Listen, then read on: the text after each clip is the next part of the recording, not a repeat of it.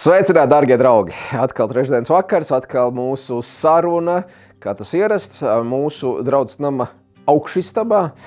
Šajā vakarā prieks mūsu sarunai ar cilvēku, kas ieņem ļoti nozīmīgu kalpošanu mūsu draudzē. Paraksttiesīga persona ar lielu daļas atbildības ne tikai draudzes priekšā, bet arī valsts priekšā. Un cilvēks, kurš ir ilgadējs jau draudzes loceklis, dažādās kalpošanās bijis, perminders un jau gadu arī draudzes priekšnieks. Sveiks, Jāni! Sveiks. Jānis Čulkstens mūsu vidū. Ilgi lauzās. Cilvēks, kurš teica, varbūt vēlāk to mūsu sarunu, bet te nu tu esi un nekur izbēgt tu nevari, tā kā šodien parunāsim par to, kas ir Jānis Čulkstens, ko Jānis Čulkstens dara, kā viņš nonāca līdz mūsu baznīcas kalnam un kā tu te jūties. Varbūt tas pirmais jautājums iepriekšējās reizes mēs esam cilvēkiem jautājušos jautājumus, kā tu varētu... ko tu varētu pastāstīt par sevi, tad, kad tev būtu ar sevi jāiepazīstina cilvēkam, kas tev pilnīgi nezina. Kas ir Jānis? Jānis šobrīd ir galvenokārt Ernestam tēts, kundzei vīrs. Ļoti labi. Priekšnieks šobrīd draudzes. Un arī vēl nākamos 3 gadus būs, jā. Pērminders. Ko es vēl varu pastāstīt? Dzīvoju. Neesmu talsnieks, dzīvoju Rojupē. Tā kā esmu braucējs, tādā ziņā. Neesmu vietējais. Tie jūras vēji tev līdz talsiem katru dienu gandrīz atpūš tomēr, vai ne? Vismaz caur talsiem izpūš, jā, katru dienu. Darba dienu. Labi.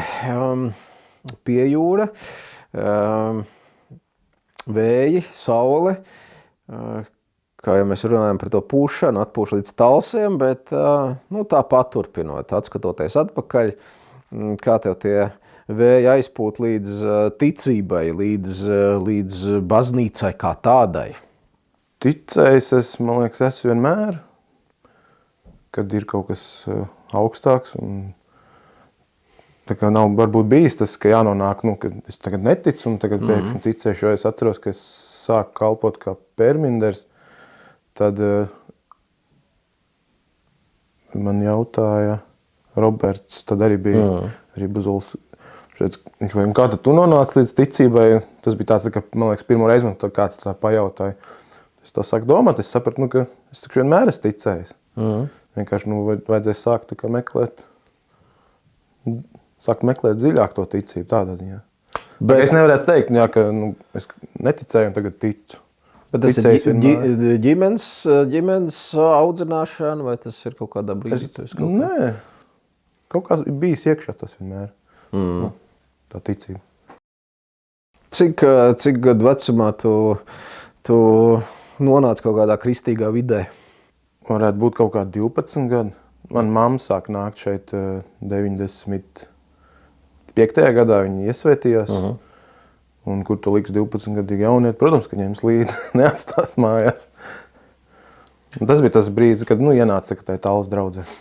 Tu rādīji kāds bildes pirms brīža par svētdienas skolas pasākumiem. Svētdienas skolā savā laikā bija diezgan daudz bērnu. Nometnes mums vasarā tur visāds notikās. Un tā viena bilde, kur mēs sēžam blakus, vai ne, kaut kādos brīžos es atceros, Jāni, tevi svētdienas skolas kontekstā, bet es neatceros, kurā grupā tu biji, vai tu vispār aktīvi nāci uz svētdienas skolu vai nenāci, un kā tu jūties tajā brīdī, tad, kad tev mamma atved uz baznīcu 12-13 gadu vecumā, saka, reku baznīca, reku ir svētdienas skola, izvēlies, dodies un tad braucam pēc tam mājās. Jā, tas bija tas laiks, kad vēl bija tie bērni dievkalpojumi, pirms dievkalpojumi. Tad bija tas bērni dievkalpojums, pēc tam uz svētdienas skolu. Protams, jūt kaut kas jauns. Tāds. Grūti aprakstīt tas. toreiz es sajūtu. Es atceros savā laikā, tad, kad es sāku braukt savam papam līdzi. Man liekas, tas bija kāds 91. 2. gads. Toreiz svētdienas skola nebija. Neatceros vismaz, kad būtu bijusi svētdienas skola tajā laikā. Tad, kad mēs braucām. Es arī laikam netiku vēsts, bet es sēdēju dievkalpojumā. Un tāda pustukša baznīca. Es atceros augsts, nenormāli augsts un nenormāli garlaicīgi, tāpēc, ka tas dievkalpojums gāja ilgāk nekā mums tagad ir ierasts, un es mēģināju skaitīt.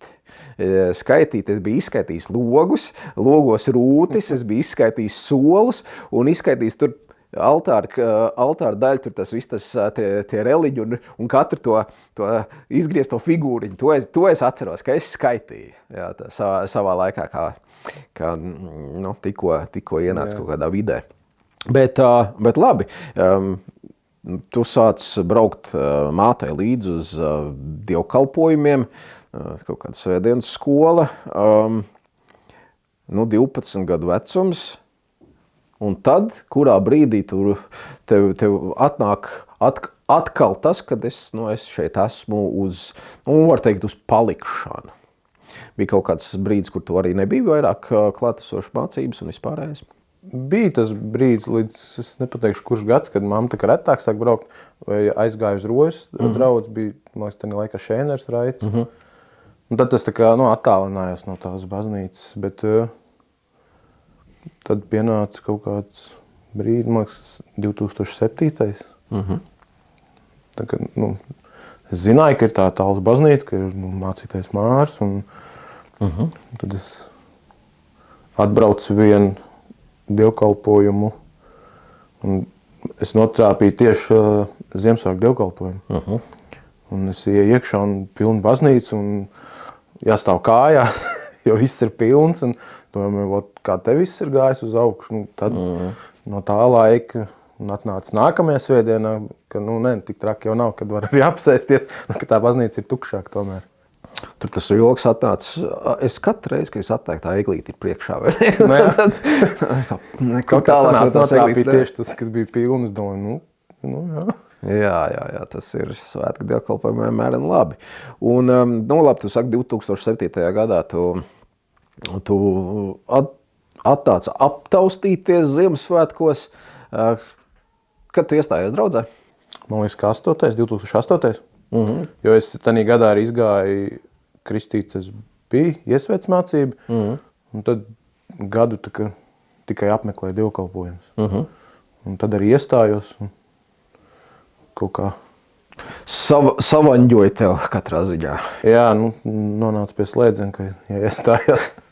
Ļoti labi. Īstenībā tas ir, dargie draugi, labs atgādinājums ikvienam, kurš ir izgājis iesvētas mācību.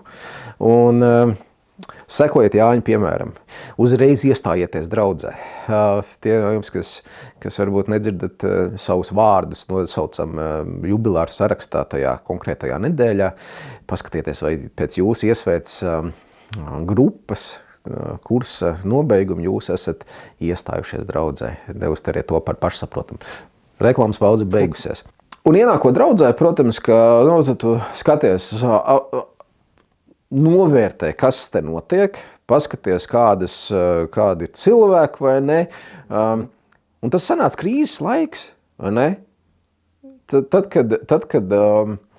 kad sākās ekonomiskā krīze, un īstenībā tas laiks bija arī, kur mēs novērojam diezgan tādu ievērojumu draudzes locekļu kritumu. Un tie cilvēki, kas bija ienākuši tur līdz kaut kādam 2006. Gadam draudzē, piedzīvoja to 7., 8., 9. gadu. Atceries, savā laikā mums bija ties aizlūgumos, mēs pieminējām cilvēkus, kas atrodas ārvalstīs. Un tas skaits bija 45-50 cilvēki vienkārši no tiem, kas bija regulāri dievkalpojuma apmeklētāji. Tātad izaicinošā laikā tu ienāc. Un tad ir jautājums, kā no tāda parasta baznīcas sola sēdētāja tu nonāc līdz tam, ka tev ir kaut kāda kalpošana, kurā tu vari darboties. Sākās tas viss vienkārši ar talkām. Jo bija paziņojums,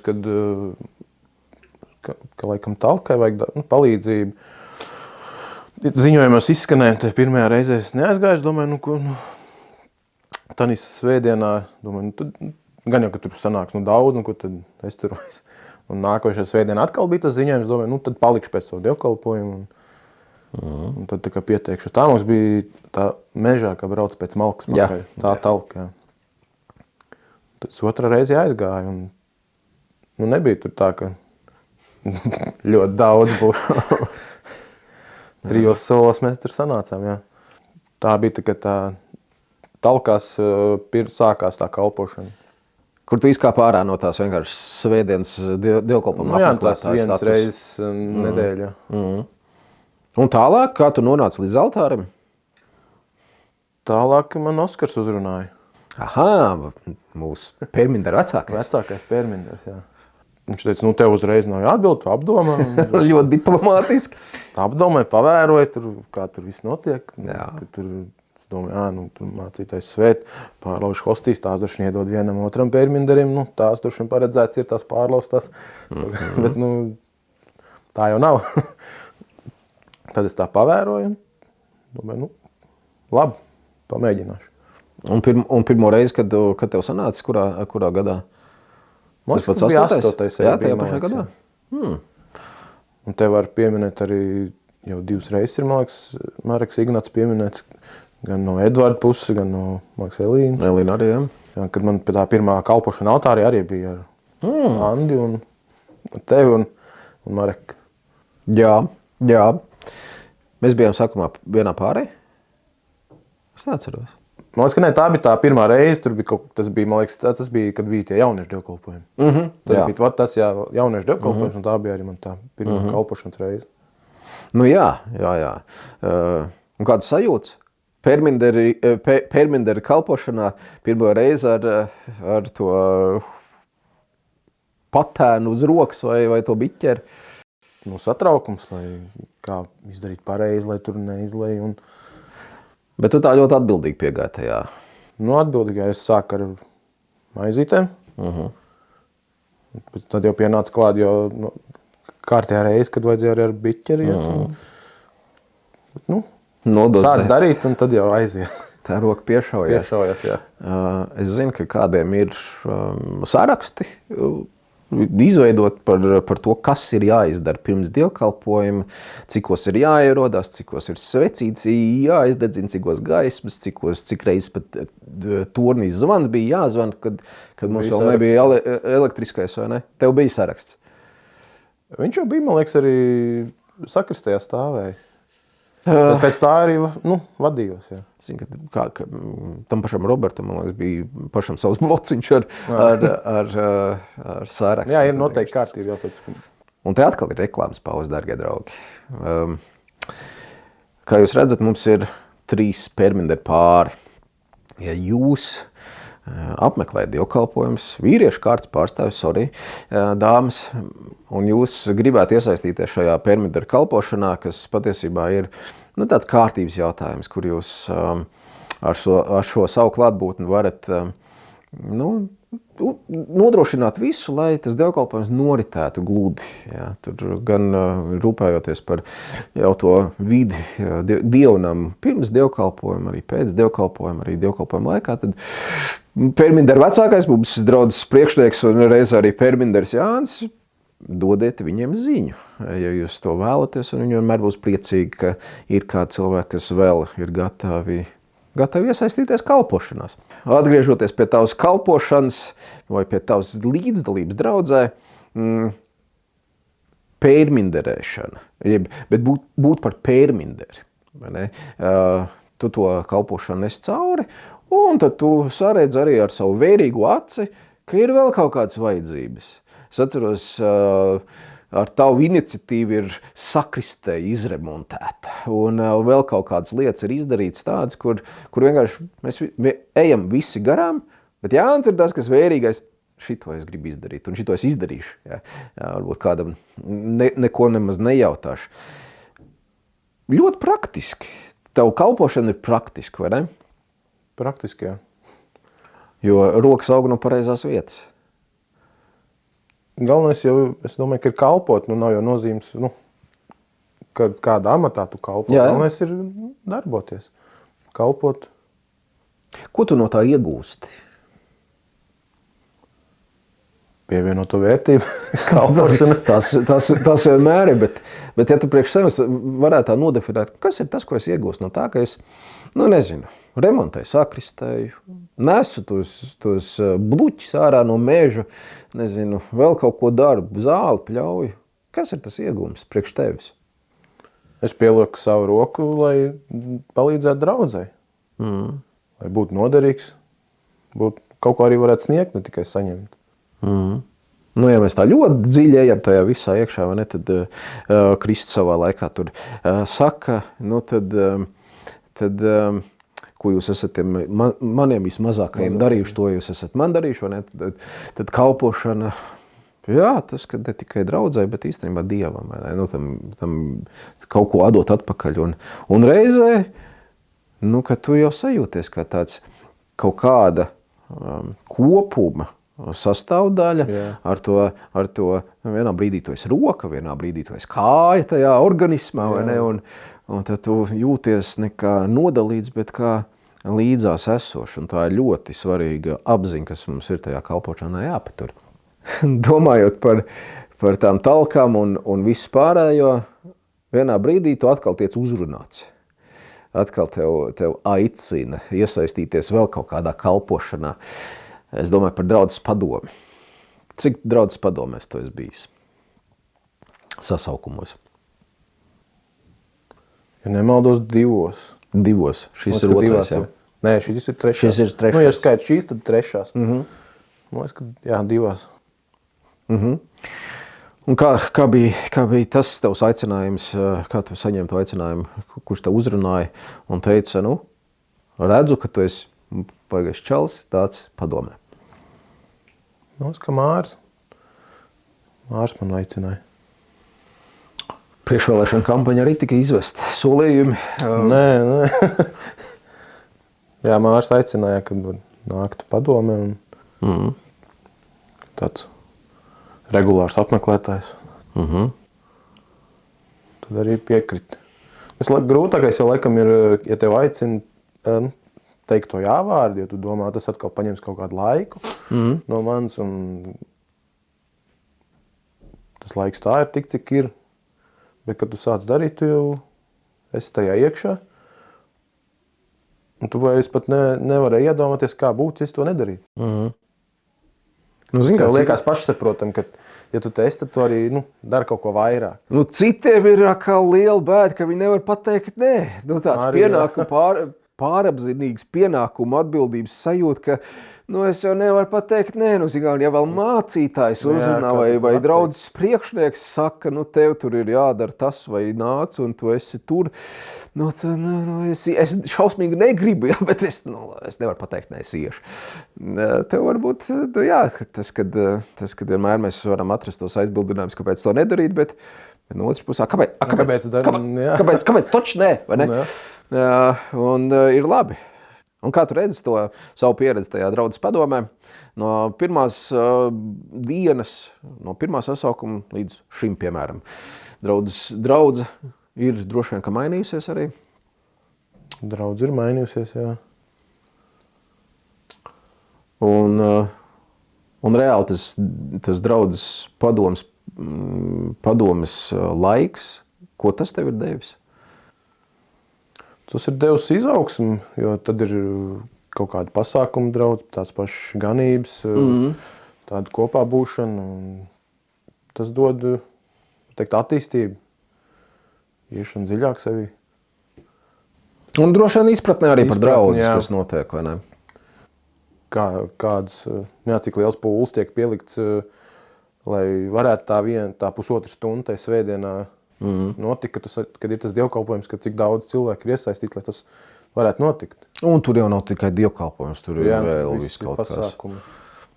Un te mēs nonākam līdz tam, ka Jānis ir tā ticis aicināts. Aicināts, kā, ja nāk draudzē, tad viņš iziet iesvētas kursu.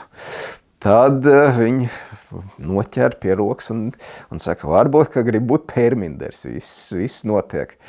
uzjautā viņam, vai tur negrib iesaistīties draudzes padomē, jā, kaut kādu atbildību vairāk uzņemties. Pienāk 2023. gads, atkal jauns draudzes padomes sasaukums, vēlēšanas, un mēs sasēžamies visi kopā jaunā draudzes padome pie galda. Mums ir jādomā par jaunu draudzes priekšnieku. Iepriekšējais draudzes priekšnieks Ainārs Lūks ir pateicis, ka viņš vairāk nevēlas būt šajā te kalpošanā, dodot vietu jauniem cilvēkiem.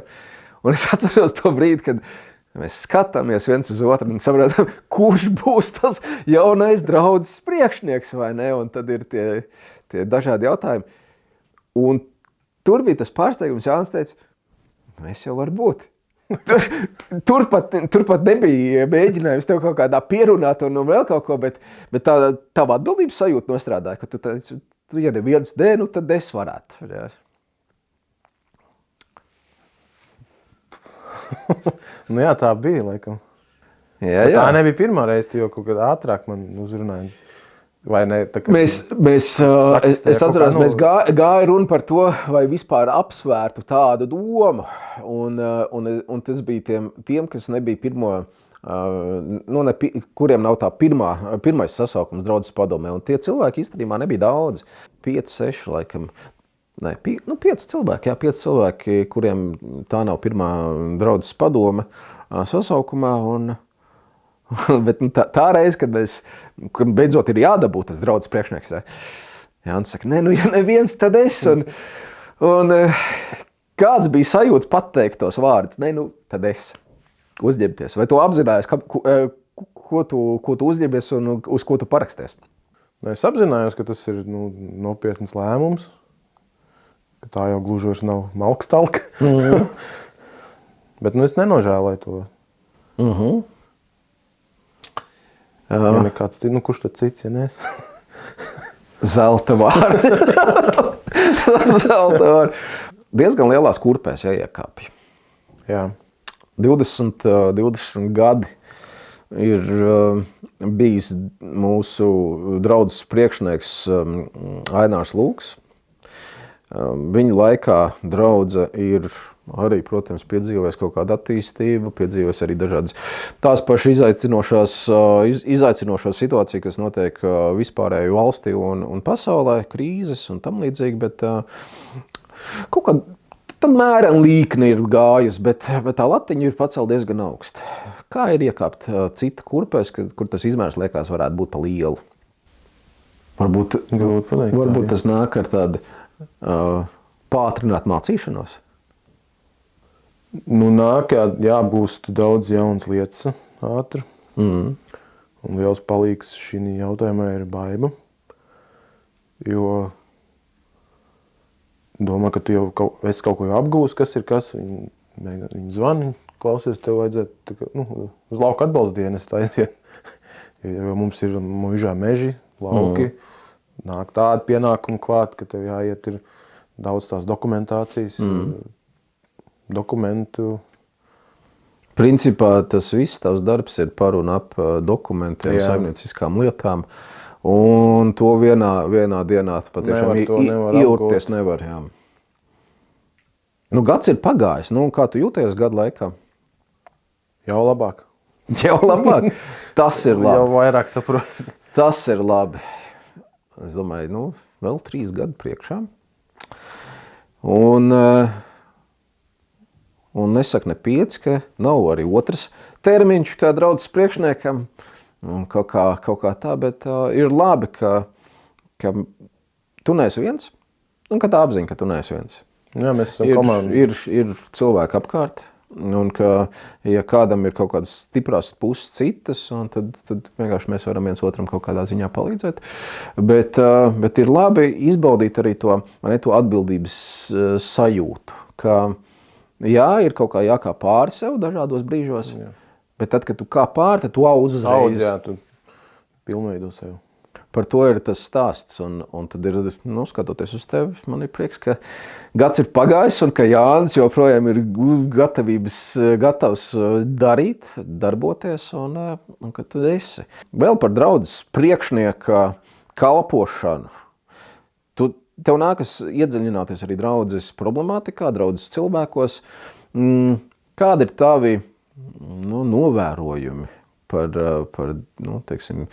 cilvēkiem, par dažādiem blakus apstākļiem, kas mums ir, domājot par kalpošanām tām pašām? Ko tu gribētu mainīt vai ienest šajā te draudzes kalpošanas sfērā no sevis?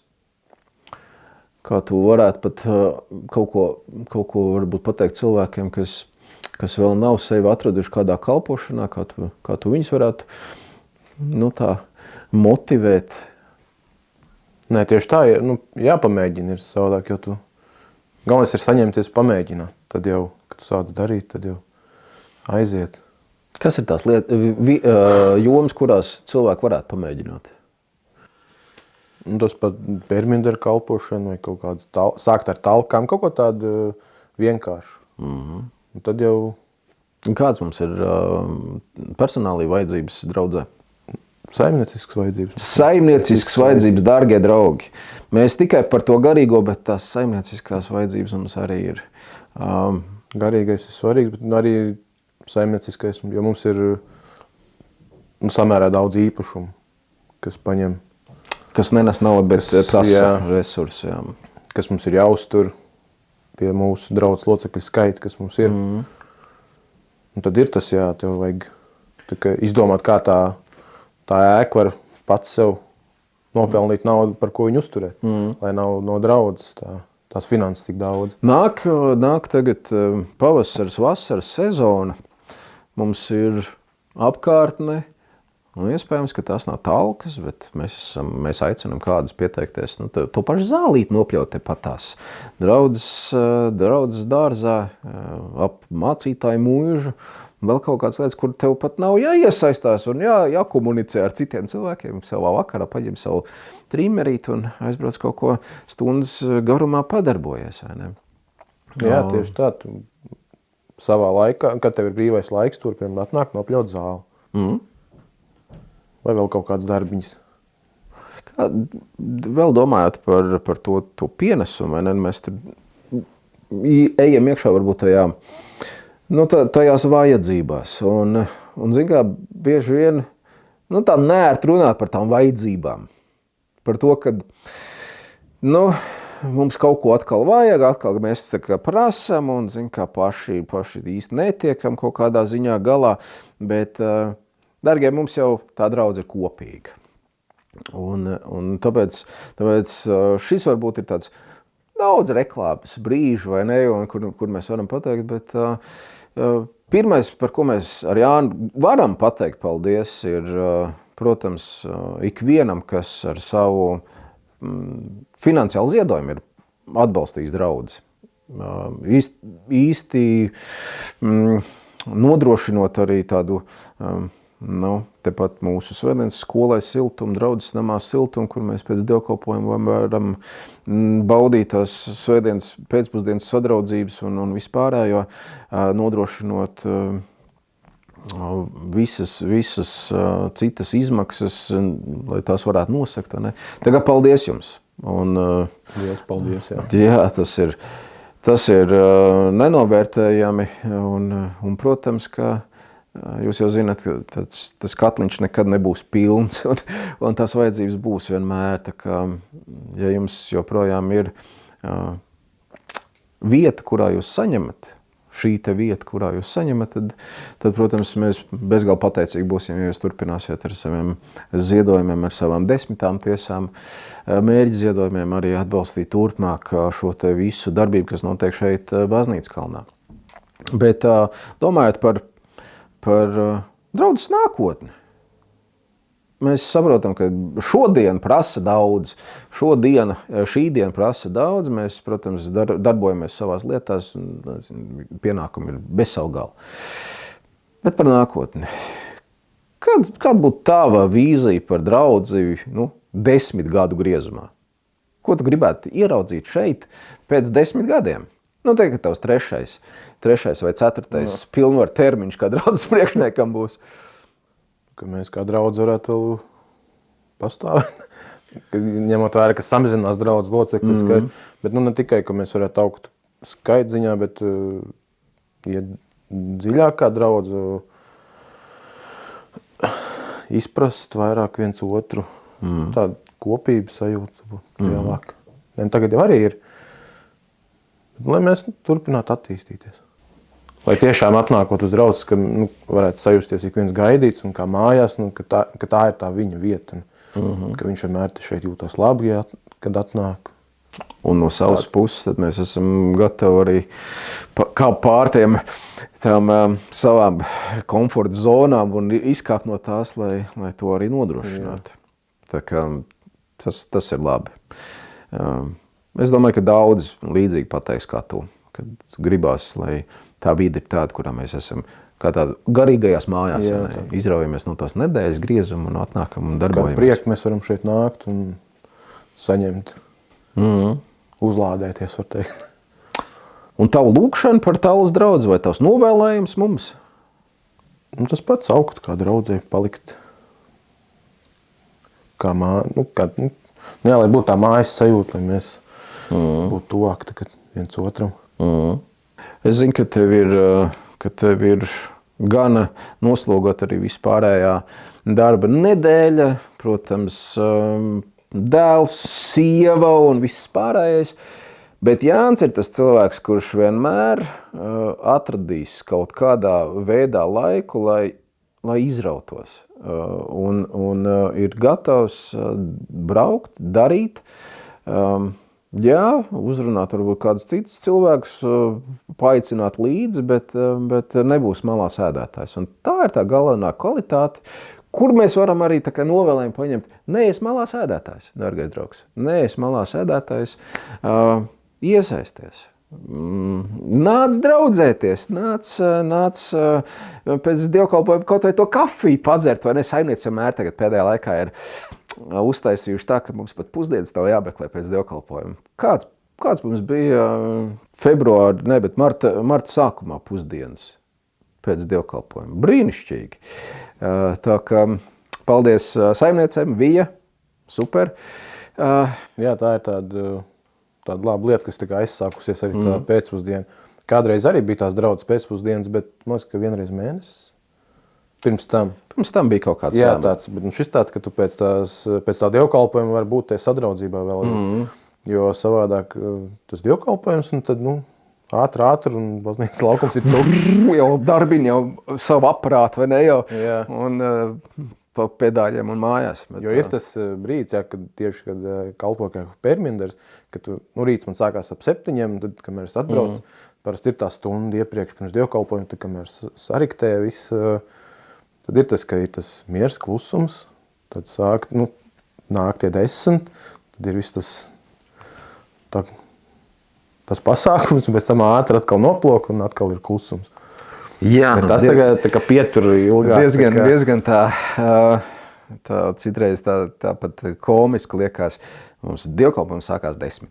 Pērmideri visi ir sadarījuši, tur visi ir tehniskie mūsu čaļi, arī visi ir izdarījuši, visi kārtībā. Pat ērģelnieks pēc pērģelēm jau sāk tur kaut ko klabināt, vai ne? Un pulkstens bez 15:10 mēs vēl varam mierīgi pastaigāties pa baznīcas telpu, un tur cilvēki ir pāris tikai. 7 minūtes līdz sāk gāzties iekšā. Un tad, kad nebija tās kafijas, pēcpusdiena bet tās pusdienlaika kafijošana, vai ne, tad arī 7-10 minūšu laikā baznīca ir tukša. Un viss, un cilvēku baznīcas kalnā vairāk nav. Paliek pērminders, paliek mācītājs, paliek varbūt vēl kādi kalpojušie cilvēki, kas nodrošina. Bet gribās jau, lai tas svētdiena arī ir tāda, kurā mēs... Lai būtu tā svētdiena, tā kopā būšana tāda ilgāka. Svētdiena kā svētdiena, bez tādas lielas steigas arī šeit baznīcas kalnā. Tāpēc labi, ka ir tā pēc dievkalpojuma sadraudzība, var teikt. Ka varam būt vēl kopā. Nu, forši. Dārgie draugi, kurš nezināja? Draudzes priekšnieks Jānis Čukstens. Ar visiem saviem jautājumiem, ierosinājumiem, ja tādi ir par draudzes darbu, par draudzes aktivitātēm.